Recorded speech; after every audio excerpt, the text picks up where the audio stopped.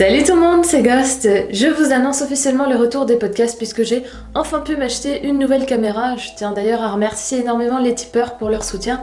Si vous souhaitez également m'aider à financer mon matériel vidéo, sachez que le lien vers mon compte Tipeee est dans la barre de description. Ceci étant dit, on peut maintenant passer au sujet du jour sur la criminalité au Japon.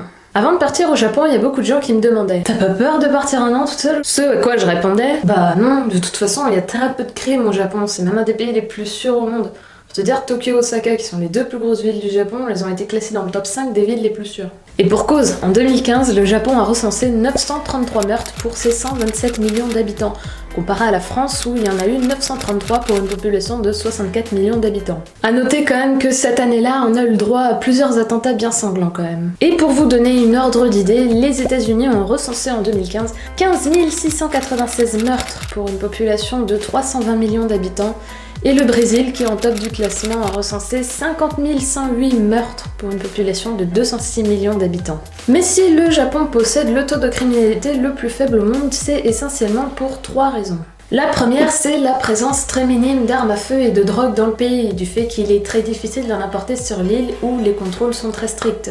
La deuxième raison, c'est tout simplement la forte pression sociale dès l'enfance à respecter les règles et à se montrer honorable. Et la troisième raison, c'est tout simplement que les Japonais sont culturellement conditionnés à ne pas exprimer leurs sentiments ou à donner leur avis, surtout s'ils sont négatifs. Mais si les crimes au Japon sont régulièrement violents, sans parler de ceux commis par les Yakuza, c'est pour une toute autre raison. Il faut savoir que le Japon considère sa société comme un tout et non comme un ensemble de personnes, ce qui pousse les Japonais dès l'enfance à rentrer dans le moule pour éviter d'être exclus par la société. Et d'ailleurs, si vous regardez les Japonais le matin, on se croirait presque dans une scène de Matrix. Le fait est qu'au Japon, il n'y a pas de place pour les cas particuliers et les exceptions, et on a bien l'occasion de le remarquer ne serait-ce qu'au niveau administratif. Au Japon, c'est comme ça et pas autrement. C'est pourquoi de nombreux Japonais se retrouvent parfois malgré eux, aidés par les Yakuza parce que leur situation exceptionnelle, parfois due à la malchance, ne rentrait pas dans les normes de la société. En gros, si tu ne rentres pas dans la normalité, tu te démerdes. Une situation qui conduit parfois ces derniers à la folie ou même au suicide. Et il en est de même avec les personnes psychologiquement différentes ou atteintes de maladies mentales qui se retrouvent vite isolées par la société et finissent par se perdre dans leur propre monde par manque de soins ou tout simplement d'attention. Et c'est justement ce qui me marquait au Japon, c'est que c'est un pays tellement strict et basé sur une société comme un tout et non sur l'unicité des individus qui la composent, qu'il arrive plus souvent qu'on ne le pense qu'un Japonais pète un câble et devienne complètement starbé. Alors je confirme complètement les articles et les dires, le Japon est un pays hyper safe. En un an, je ne me suis jamais sentie menacée ou en danger. Enfin, sauf avec les ours à Hokkaido. Comment ? À vrai dire, j'ai plus souvent eu l'impression que c'était moi le possible agresseur, au point que je finisse par me demander si j'avais une tête de racaille. Mais malgré ça, j'ai vu passer aux infos plusieurs crimes ou histoires moins gore mais pas moins dérangeantes, qui m'ont clairement fait réaliser que le peu de criminels japonais sont tous complètement fous. Et croyez-moi, c'est bien plus flippant que les crimes qu'on a en France. D'ailleurs, ça faisait longtemps qu'on n'avait plus d'histoires comme la famille disparue. Du coup, je vais vous raconter toutes les histoires hallucinantes qui ont eu lieu durant mon séjour au Japon, ou en tout cas celles dont j'ai vu les infos. Alors attention, certaines histoires peuvent choquer, alors âme sensible, s'abstenir. Pour la plupart des histoires, vous aurez les liens vers des articles plus détaillés dans la barre de description. Et pour d'autres, je n'ai absolument rien trouvé qui soit écrit en français ou en anglais, comme pour cette première histoire plutôt soft. Une femme a brûlé sa propre maison en voulant seulement mettre le feu à la chambre de son fils. Pourquoi ? Parce que ce dernier ne rangeait pas sa chambre. Je précise que le fils en question avait quand même 40 ans. Bon, on va dire que la folie vient de l'âge de la mère, mais avouez que bien que cette histoire soit assez drôle, elle reste quand même assez loufoque. Autre histoire beaucoup moins sympa, en novembre 2015, il y a un homme transsexuel, né femme, qui a été retrouvé mort avec le visage dépecé.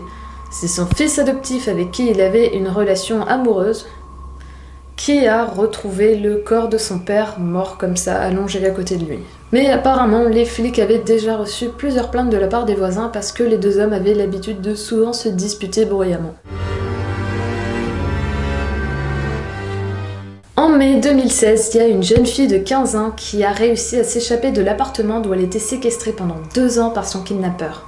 Ce mec, il avait 23 ans et suivait ses études comme si de rien n'était.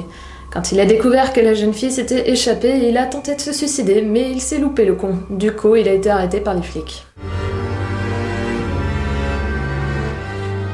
L'histoire qui suit, vous en avez forcément entendu parler. Ça s'est passé en juillet 2016 et c'est un ancien employé d'un centre pour handicapés mentaux, âgé de 26 ans, qui a poignardé pas moins de 19 personnes et blessé 25 autres.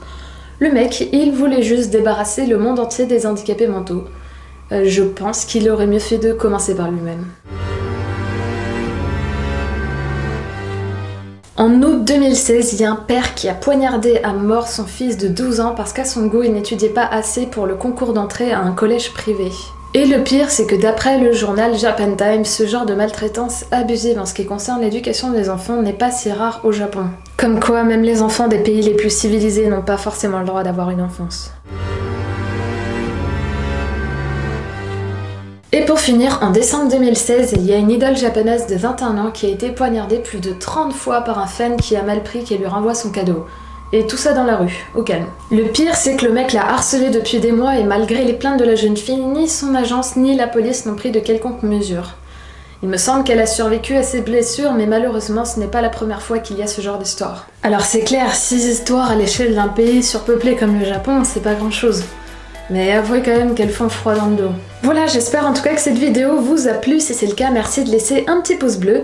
Je vous invite à me laisser un commentaire pour me dire ce que vous en avez pensé et si vous souhaiteriez que je fasse d'autres vidéos dans le même genre. Je vous invite également à me rejoindre sur les réseaux sociaux et à vous abonner si ce n'est pas déjà fait. Et en attendant la prochaine vidéo, portez-vous bien. Tchuss!